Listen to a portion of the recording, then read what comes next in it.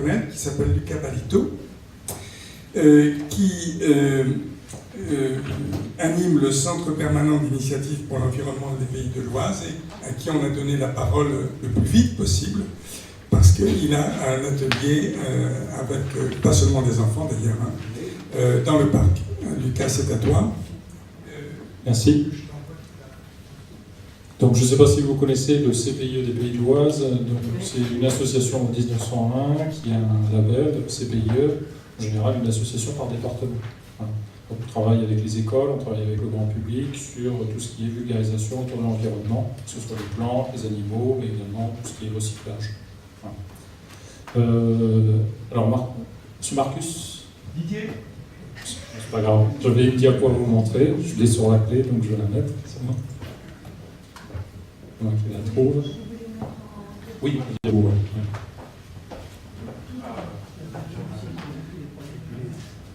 Donc je ne sais pas si vous avez entendu parler du chêne Saint-Jean. Saint-Jean-au-Bois, ça vous dit quelque chose? Il faudrait qu'on Compiègne. Donc il y a un très gros chêne, je ne sais pas si vous avez eu l'occasion d'y aller. Donc c'est un chêne qui est estimé à 750 ans. Dans le département de l'Oise, il n'y en a pas énormément, des chênes comme celui-ci.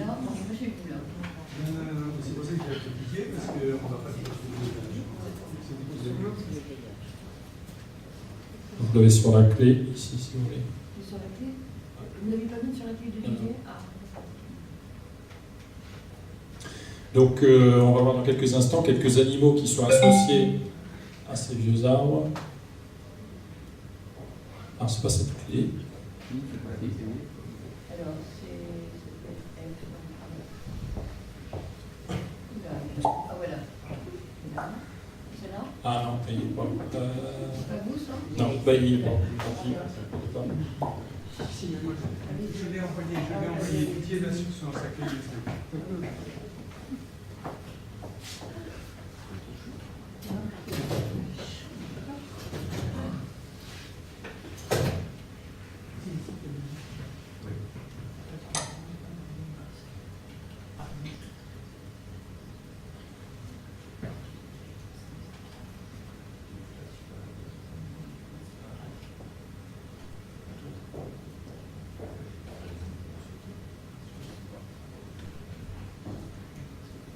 Je ne sais pas si on va voir le chêne Saint-Jean.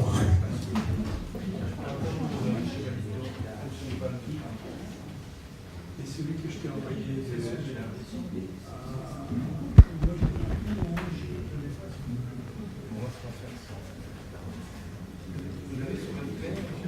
Ben non, il n'est pas lisible, c'est pas grave. votre tableau, vous l'avez l'aquarelle? Ah non, ben on l'a regardé.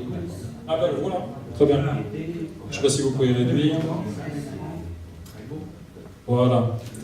Donc ce panneau, en fait, il est tiré d'une exposition qui s'appelle « Les plus beaux insectes des Hauts-de-France ». Il a fait l'objet déjà deux fois d'ateliers pédagogiques sur l'île de Senlis, avec des établissements scolaires qui ont pu bien suivre un petit peu les relations qu'il y a entre les êtres vivants. Ici, sur ce panneau, vous avez le fameux chêne Saint-Jean, juste ici. Ce chêne qui est encore vivant, qui produit encore des glands. Donc chaque année, vous avez à nouveau des plantules qui peuvent germer grâce en particulier à un sol. Et ça, c'est l'élément le plus important pour un arbre, le sol. On l'oublie très souvent, et quand les gens plantent des arbres, pas plus tard qu'hier, j'étais avec un groupe de professionnels dans une entreprise à planter des arbres, et des gens de 50 ans étaient tout contents de planter des arbres, mais c'était la première fois qu'ils le faisaient. C'est un peu dommage d'attendre 50 ans pour planter un arbre. Et tout ce qui était présenté sur la plantation d'un arbre était très important, notamment creuser le trou, mais pas le jour de la plantation, un mois avant, pour que le climat puisse travailler le sol, que votre composition du sol soit granuleuse, grumeleuse. Ensuite, vous allez mettre des feuilles de tilleul, par exemple, qui vont attirer les vers de terre, mais aussi les colamboles. Les colamboles, je ne sais pas si vous connaissez, là vous en avez un de présenté, tout vert. Ces petits colamboles, c'est comme les moustiques. Un cycle de développement en 1 semaine. Il est capable de passer de l'œuf à l'adulte en 1 semaine. Et donc, au bout d'1 semaine, il est capable de se multiplier, de se reproduire. Les colamboles, c'est très proche des insectes, mais c'est une famille à part entière, différente des insectes, et finalement plus proche des crustacés, comme les crevettes. Sauf que ce colembole, lui, il est spécialisé dans toutes les matières en décomposition.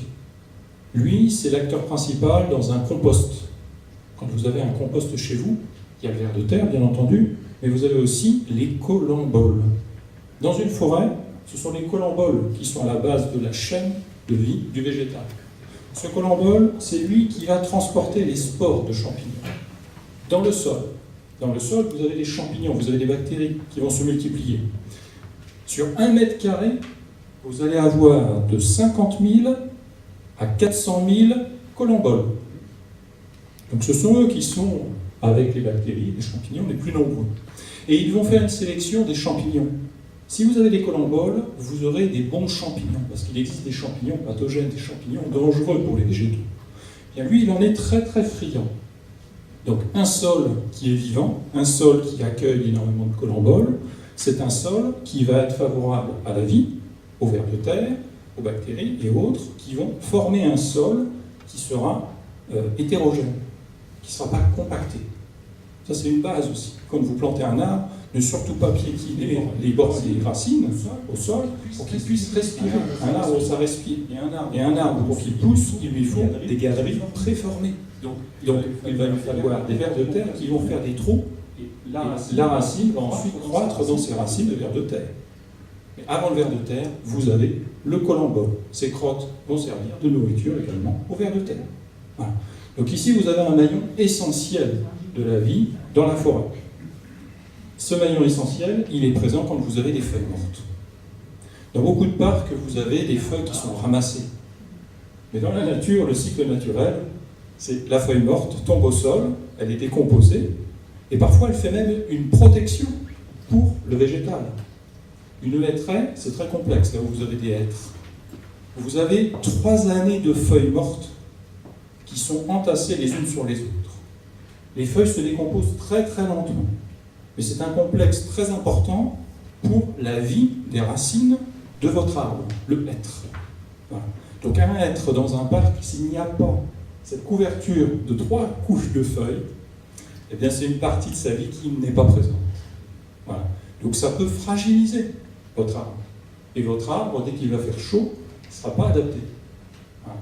Donc c'est aussi ça qui est important de savoir sur cette vie du sol qui va dépendre des colemboles, mais aussi des feuilles mortes. Voilà. Alors ici, sur ce panneau, vous avez de nombreuses chaînes alimentaires qui sont représentées. Autour de Saint-Jean, bien entendu, vous avez le cerf. Le cerf va faire des crottes, comme tous les mammifères, qui vont attirer les bousiers. Les bousiers, les voilà. Ce sont des gros scarabées que vous pouvez trouver sur le crottin de cheval, sur les gousses de vache, mais aussi sur les champignons, les cèpes, les girolles, les trompettes de la mort. Tous ces champignons sont visités également par les bousiers. Les bousiers, ils récupèrent cette matière, soit du champignon, soit de la crotte, ils l'enfoncent sous la terre et ils en donnent en nourriture à leurs larves. Leurs larves vont se développer et former de nouveaux bousiers. Ce sont des nettoyeurs de la nature. Donc eux aussi ont un rôle dans la formation du sol. Vu la taille du bousier, la taille d'un doigt, d'un ongle, eh bien, vous allez avoir des galeries qui seront bien plus importantes dans le sol et qui vont permettre aux arbres de s'enraciner profondément. Donc là, vous avez 2 maillons essentiels dans la forêt, les colemboles sur toutes les matières en décomposition, mais également le transport et la sélection des bactéries et des champignons qui seront plutôt favorables au développement de votre sol, les bousiers qui vont éviter que la matière fécale s'amoncelle. Je ne sais pas si vous connaissez l'Australie. En Australie, on a introduit les vaches et les moutons et on ne s'était pas soucié des bousiers. Et dans le sud de la France, vous avez un laboratoire qui, pendant des années, jusque dans les années 80, a travaillé sur les bousiers pour pouvoir en introduire en Australie. Et le gouvernement australien a beaucoup payé, les Australiens ont payé pour avoir des bousiers. Alors, ils ont même une statue de bousier là-bas pour rendre hommage à ce scarabée qui évite qu'il y ait des maladies, tout simplement. Et des odeurs. Vous imaginez une croûte de bouse au sol. Eh bien, grâce à ces bousiers, dans la forêt, vous avez de la vie. Une sélection de tous les êtres vivants qui vont être favorables au développement de la forêt. Autour de ces 2 êtres vivants, vous en avez quelques autres, la fameuse tique dont vous parliez tout à l'heure, la tique qui va être associée au sanglier, mais aussi au hérisson. je ne sais pas si vous avez entendu parler des hérissons, sur un seul hérisson, vous pouvez avoir 300 tiques. Voilà. Ça ne veut pas dire qu'il faut chasser les hérissons. Les hérissons sont très utiles dans un jardin pour notamment faire la sélection de tout ce qui est limaces, escargots, etc. Autour de votre vieil arbre qui est ici, vous allez avoir de la vie également sur tous les supports de cet arbre qui va se dégrader progressivement. Toutes les branches mortes, tous les troncs qui vont accueillir des oiseaux qui creusent des trous, vont ensuite être porteurs de nombreux êtres vivants, comme des champignons, des polypores, tout un cortège qui va permettre le recyclage de cette matière morte. Si vous laissez une forêt en place, pendant des années, il va y avoir un recyclage naturel. Donc il y a un équilibre qui existe, qu'on trouve très souvent dans certaines zones où vous avez de très vieux arbres. En forêt de Compiègne, vous avez l'allée des Beaumont, où par exemple vous avez de très très grands chênes, de très grands hêtres, qui sont à ce stade-là, avec l'arbre qui dépérit plus ou moins, mais où vous avez bien tout un cortège d'êtres vivants qui vivent les uns avec les autres et qui permettent à la vie de se maintenir. Voilà. Donc j'ai résumé en quelques mots quelques aspects importants des chaînes alimentaires autour des arbres. Je ne sais pas si vous avez des questions. Oui. Quand j'étais en âge d'être scolarisé, donc il y a quelques décennies, on disait qu'il fallait garder l'humus. Or, actuellement, on chasse toutes les feuilles mortes. Je ne pense pas que ce soit une bonne chose. En effet, c'est une habitude de propreté, entre guillemets. Comme je vous le disais tout à l'heure, un hêtre, dans son habitat naturel, il a 3 couches de feuilles. Les feuilles de l'année, les feuilles de l'année -1 et de l'année -2. Et tout ça, ça va permettre la protection par rapport aux intempéries. Et ça va permettre aussi d'avoir des champignons particuliers qui vont se développer dans ces couches de feuilles. C'est peut-être un message à faire passer. Alors, vous allez l'entendre à plusieurs reprises, mais puisque monsieur le maire est là, on a eu 2 exposés qui nous ont dit que si on ôte les feuilles d'un arbre, évidemment, on abrège considérablement sa durée de vie, pour toutes sortes de raisons assez complexes. On en a un merveilleux exemple ici. Quand vous entrez dans le parc du château, vous avez un très bel hêtre pourpre. Malheureusement, depuis probablement des décennies, on comprime son sol et on chasse, avec en plus un boucan infernal, ses feuilles. Eh bien, vous ne vous en rendez pas compte, les spécialistes dont je fais un tout petit peu partie s'en rendent compte, il y a un champignon couleur blanche à son pied. Alors le hêtre se cloisonne, donc il va nous cacher en fait ce champignon. Mais ce que nous voyons du champignon n'est que l'organe sexuel d'un réseau absolument gigantesque. Donc avec cette folie jardinière de mettre du gazon au pied des arbres, et pire, de le couper, et pire, d'enlever l'herbe, eh bien ce être-là a eu sa vie amputée définitivement de 2 à 3 siècles. Vous le regarderez en quittant le parc, et vous y penserez, tous ces arbres du parc qui ont été privés du retour de leurs aiguilles, dans le cas des cyprès chauds. On a même été jusqu'à tondre les pneumatophores dont ils ont besoin pour prendre de l'oxygène parce qu'ils mettent leurs racines essentiellement dans l'eau. Donc, il y a deux facteurs qui rentrent en compte. Le premier, on va essayer de lutter contre aujourd'hui, et on va essayer de compter sur vous pour le transmettre, c'est l'ignorance. Le deuxième, je pense que ce sont des préjugés sociaux, j'essaierai d'en parler si on en a le temps. Avoir un gazon bien dégagé derrière les oreilles, ça fait très propre, et c'est une catastrophe, aussi bien du point de vue de la biodiversité qu'aujourd'hui, on le sait, du point de vue du climat. J'aurai l'occasion d'y revenir et je repasse la parole à Luc. Donc, je ne sais pas si vous avez d'autres questions. Oui. Vous avez évoqué la tique. Donc à quel niveau se situe-t-elle dans la chaîne alimentaire, en dehors de piquer les individus?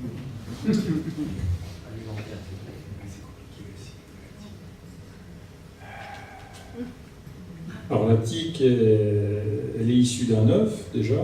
L'œuf va donner naissance à une petite larve qui va aller par exemple sur un rongeur.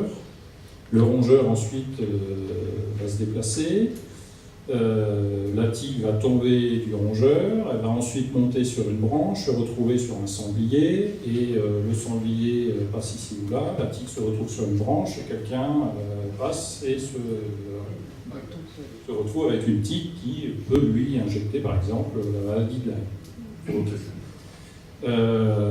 Donc ça c'est toujours problématique. Qui va s'occuper des tiques?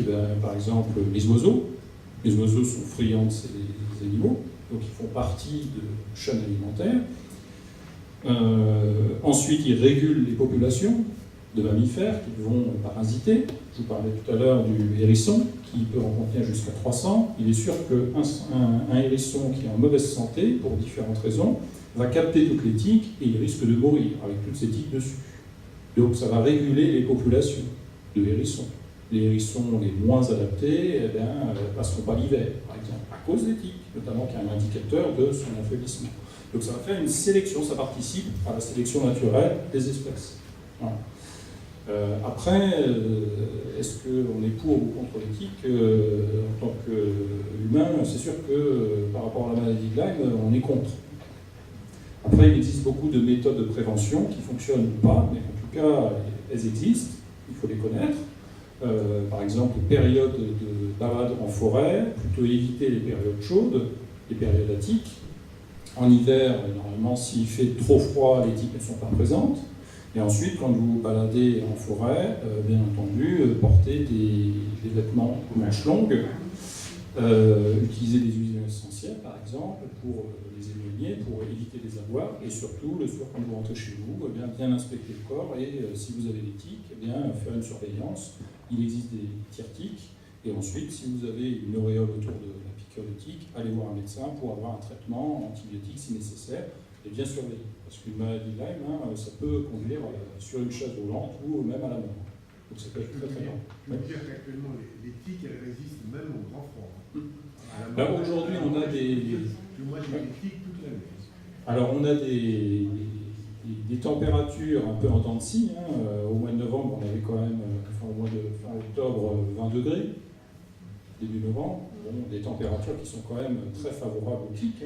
La tique, il faut qu'il fasse très froid pendant un temps pour ne pas les voir. Sinon, elles sont présentes. Et sur le plan médical, on n'est pas du tout sûr de la sérologie. Actuellement, elle est remise en question.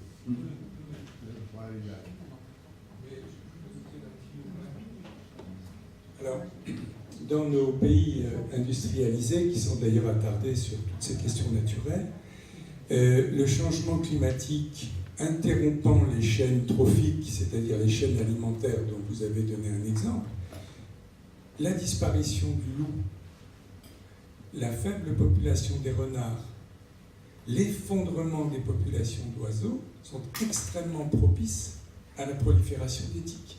Si on ajoute à ça le fait qu'on n'a plus d'hiver froid durablement, eh bien, vous aurez inévitablement dans nos pays une prolifération des tiques.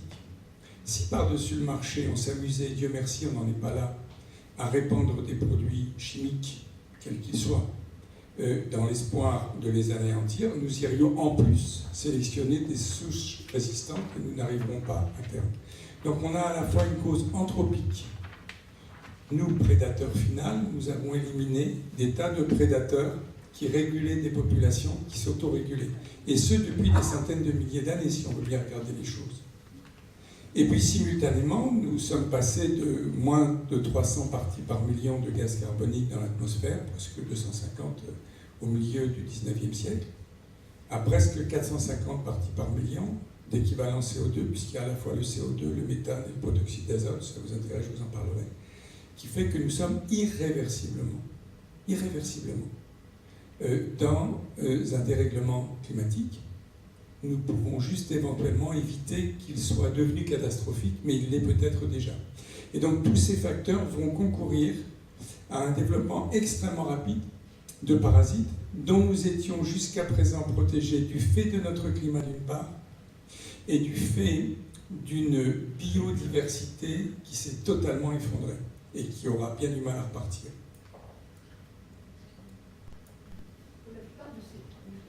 Pour la plupart des insectes dont vous avez parlé, ils servaient à quelque chose. Et là, j'ai l'impression que la tique, elle ne sert à rien. Je vous ai donné un exemple avec les oiseaux qui peuvent en manger. Ils se nourrir de plein d'autres choses. Ah, mais c'est une partie de leur régime alimentaire. Alors, ça c'est formidable parce que c'est une réflexion qui résume tout ce que je viens de dire. Alors, je vais essayer d'être clair parce que c'est un peu compliqué, même pour les universitaires, certains ont du mal à comprendre. Alors, dans la biosphère, vous avez des fonctions écologiques qui font que cette biosphère qui évolue toujours se maintient. Vous avez des services écosystémiques qui font que certains animaux rendent service à d'autres, etc. Mais nous, les hommes, on a tellement l'habitude de ne voir que nous, qu'on va appeler services écosystémiques des services que la nature nous rendrait, si possible, gratuitement. À partir de ce moment-là, on va avoir ce préjugé qui est simplement un aveuglement. À quoi ça sert? Moi, j'aurais peut-être une réponse à vous faire qui est un peu dure. À quoi servent les hommes vis-à-vis de la biosphère? La question, c'est que les ticrables dont vous avez parlé avaient un rôle pour les racines, Oui, etc. On avait un lien direct entre deux espèces, enfin, ou deux éléments naturels. Et là, avec la tigre, à part tuer les vieux hérissons... Ah, ben, c'est déjà important. C'est déjà très très important. C'est pas des vieux hérissons, c'est les hérissons qui ne sont pas adaptés au climat. Donc c'est une régulation au sein même de la population. Et au niveau des rongeurs, il y a aussi une sélection. Les rongeurs peuvent être sélectionnés. Je m'attendais forcément à ce type de questions. Donc l'article de mon ami Luc Abadi, qui va parfois vous paraître peut-être un peu dur à lire, vous évitera par la suite de poser de telles questions, ou en tout cas vous aidera à y répondre. Allez-y, Lucien, posez-le.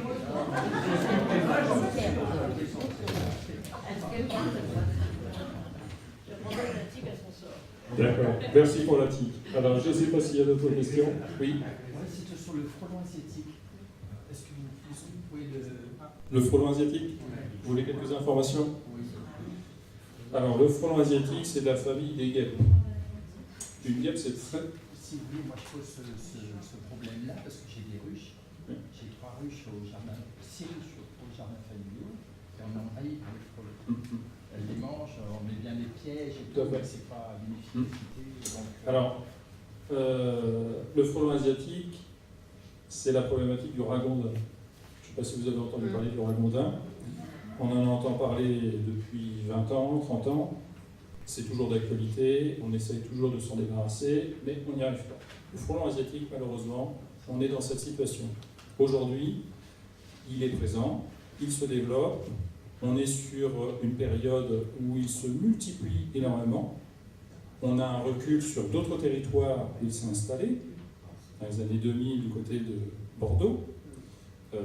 4-5 ans après son installation, au printemps, qu'est-ce qu'on voyait sur 300 mètres du frelon asiatique. Aujourd'hui, on est arrivé à ce stade-là, c'est-à-dire une période de prolifération très propice au développement des frelons asiatiques qui fait qu'il y en a partout. Le frelon asiatique n'arrivera pas à s'en débarrasser. Quand on voit les autres territoires affectés, Aquitaine et tout l'ouest de la France jusqu'ici, on voit que le frelon asiatique, malgré les luttes acharnées qui ont été proposées de différentes techniques, rien n'y fait et rien ne permet de réguler cette population. Ce qui pourrait être intéressant, c'est d'espérer une maladie qui décime ces populations, champignons, bactéries ou autres, virus, qui permettent de décimer ces populations. Mais on ne l'a pas trouvé encore. Il n'y a pas de prédateurs. Il y a des prédateurs. Il n'y a plus de bons herbivores, il y a très peu de prédateurs. La plupart des prédateurs de ce type d'insectes. On est toujours dans le même sujet. La chaîne trophique qui faisait que l'on mangeait ces insectes, qui sont d'ailleurs extrêmement goûteux pour une pondroie apivore parce que ce sont de gros insectes, donc ça fait une grosse bouchée d'un coup. Ces oiseaux-là, nous les avons fait disparaître. On les a fait disparaître parce qu'on a longtemps cru que les rapaces étaient des oiseaux de malheur. Et puis on les a fait disparaître aussi parce que notre agriculture ne ressemble plus du tout à des cycles naturels.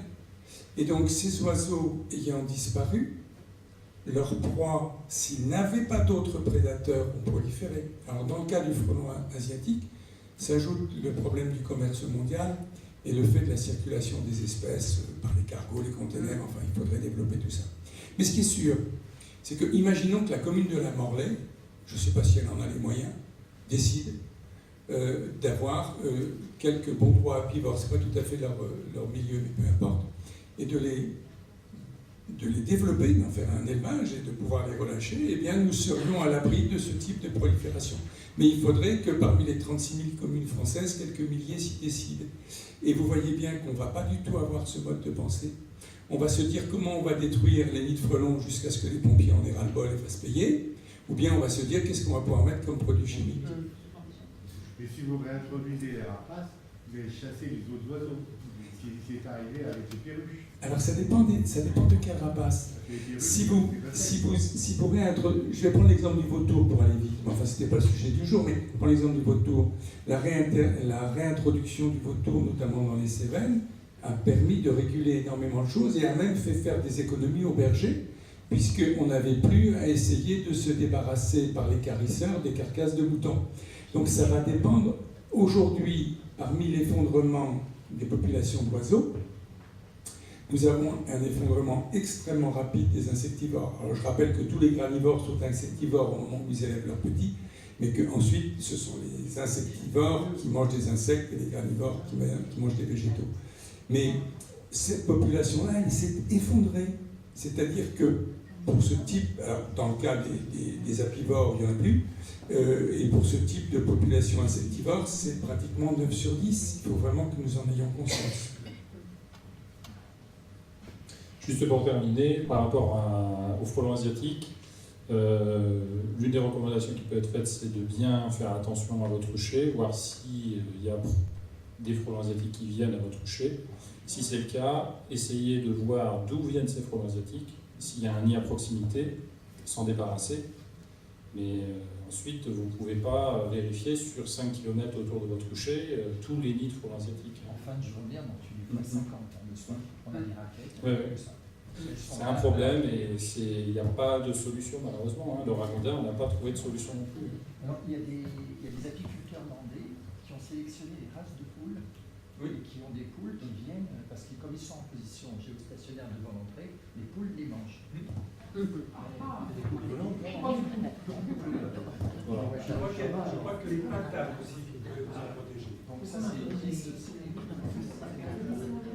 Est-ce qu'il y a d'autres questions? Oui. Ça fait 5 ans que j'habite la Morlaix, j'ai constaté une augmentation de la population de pigeons. Ce matin, il y en avait 70 dans le jardin. Je voulais savoir si c'était général, qu'est-ce qu'ils trouvaient dans le jardin, qu'est-ce qu'ils mangent, quel Les intérêt. pigeons augmentent leur population à cause des productions de petits pois notamment.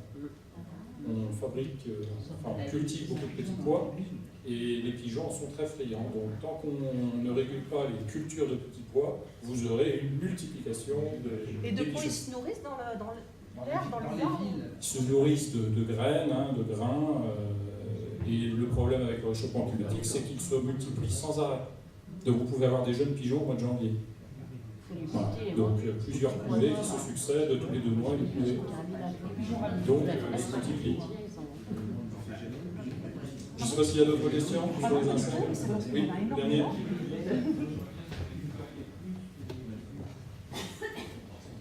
Oui, je voulais revenir sur les feuilles. Vous parliez de 2 essences, dont le hêtre, peut-être le charme, dont on n'avait pas parlé.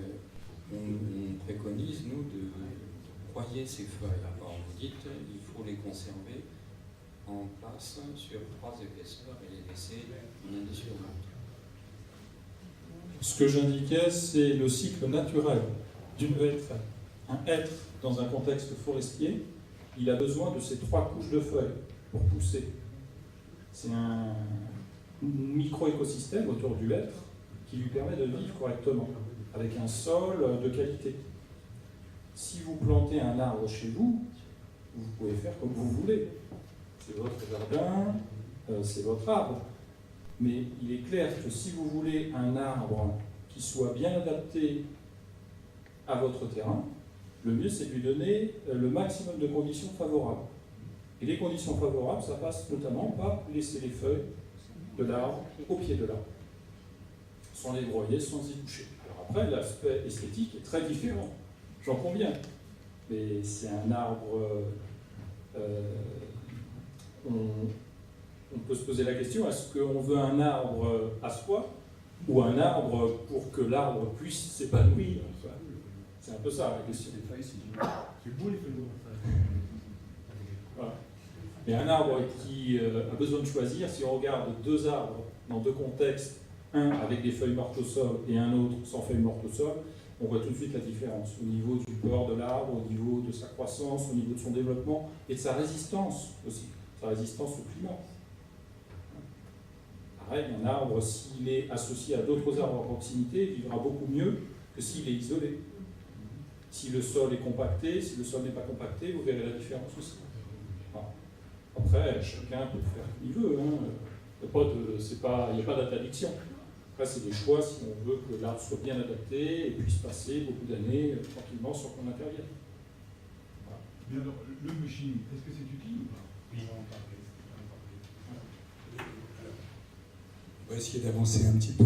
Oui, on va en parler. C'est un pis-aller. Quand vous n'avez pas le choix, vous avez mis du gazon, puis vous pensez que c'est vraiment ce qu'il y a de mieux au monde parce que vous êtes habitué à ça. Ben, c'est moins pire de mulcher, c'est-à-dire de laisser sur place. Mais si vous avez du gazon dans le lisse, si vous mulchez, c'est moins pire. Mais si vous avez perdu le sous-bois et si vous ne laissez pas revenir les feuilles dans les arbres, vous avez considérablement abrégé la durée de vie des arbres. Je fais une petite parenthèse, je n'avais pas l'intention d'en parler aujourd'hui. Ce qui fait la différence entre nous, les animaux et les arbres, c'est que d'une part, la durée de notre sélection a été beaucoup plus courte et que d'autre part, nous nous déplaçons. Donc, notre chaîne chromosomique nous condamne à mourir relativement vite, on va dire, si on regarde les arbres. Un arbre, dans son milieu, s'il avait toujours son sol, s'il avait toujours son eau, il est éternel.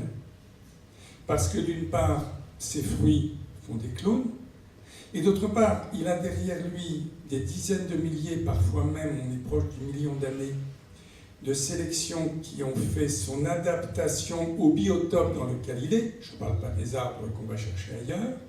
Et par conséquent, si on le laisse vivre, s'il garde de l'eau, et en plus les arbres en forêt font bien la pluie, et si son sol se régénère par les feuilles, en fait le sol ne cessera pas, sous nos climats, c'est autre chose entre les tropiques, mais ce sol ne cessera pas de s'enrichir, puisque l'arbre il va aller capter de l'azote.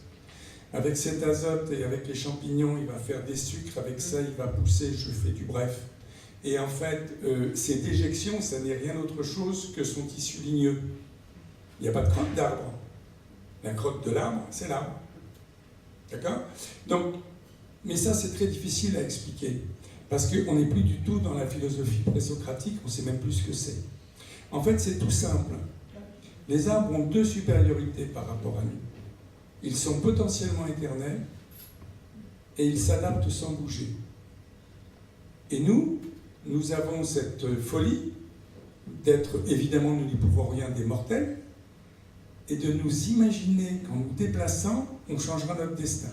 Et la tragédie grecque, ça n'est rien d'autre chose que court à sa perte, celui qui croit s'en évader.